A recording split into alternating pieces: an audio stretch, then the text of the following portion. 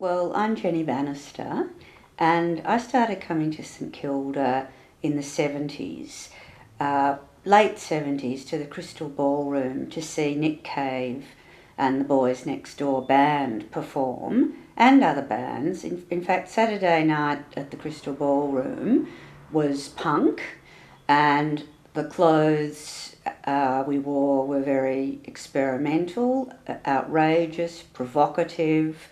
Uh, and I remember one dress in particular I wore was a black leather A-line tent dress a la Emma Peel, with black leather leggings with zips up the back. And we used to jump up and down doing a dance called the pogo, and we were jumping up and down on broken glass until they brought in the plastic beer pot, and then we were jumping up and down on smashed plastic. And amongst those people, my friends in the audience were artists, art students, musicians, fashion designers. It was a very hedonistic punk era.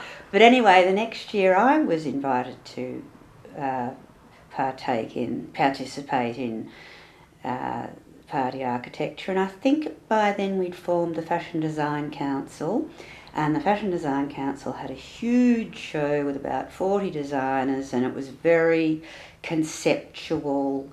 It wasn't your normal up and down, turn around, smile at the camera and go off stage. It was, Ian Russell made a metal dress that came along on wheels, and my girls were dressed as statues in leather dresses representing the muscular system, and I had iron men lifting them up like lumps of marble. I think somebody else had a dress with live fish swimming in it, Jane Joyce. And they were there was nobody there to say, no, you can't do this. It was all, hey, that's a good idea, let's do that. Theatre. And I think the Palais Theatre one was the most memorable. It was a beautiful theatre, and I remember the girl, Mary Ott, who was out here from New York working at Australian Vogue, came up to me at interval and she said, Jenny, this is just the most amazing show I've ever been to. I'm so excited.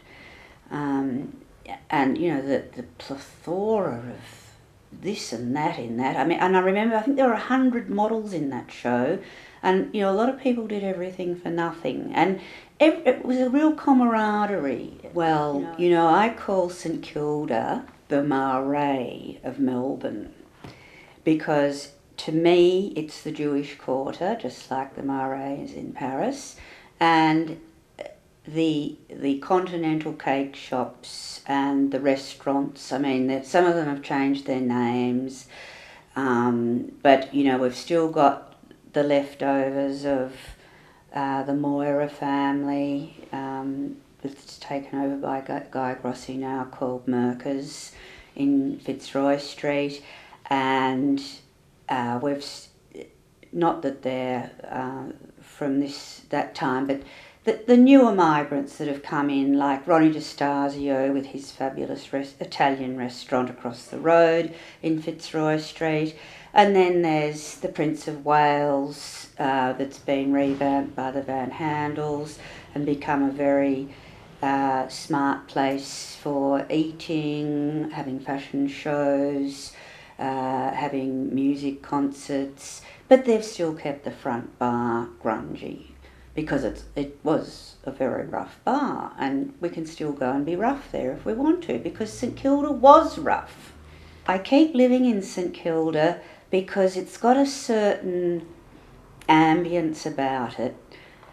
It's all right to be a bit grungy, like, I couldn't go and live in Toorak because I'd have to put makeup on to go to the Milk Bar. In St Kilda, you can go over there. I don't go over there in pyjamas, but some people do.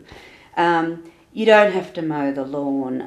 People aren't judgmental in St Kilda, and it's a real mix. You've got the lawyers up the road, and you've got the art collectors down the street, and you've got the filmmaker across the road, and you know, the weather girl up the street and around the corner, and the old lady who walks her two little dogs, and, you know, Teddy, my dog, and I, we know all the dogs around here and their names, and we don't even know what their parents do. But, you know, some people are living in $100 a week accommodation in a bunk room somewhere, and other people are living in absolute, you know, mansions full of expensive art. But we all mix up together really well. The things that haven't changed is the attitude of the young people, which I love. Like, I was a young person once, and I'm 57, and I said to someone the other day, well, I still haven't grown up anyway. Like, I'll get out there and do graffiti with them.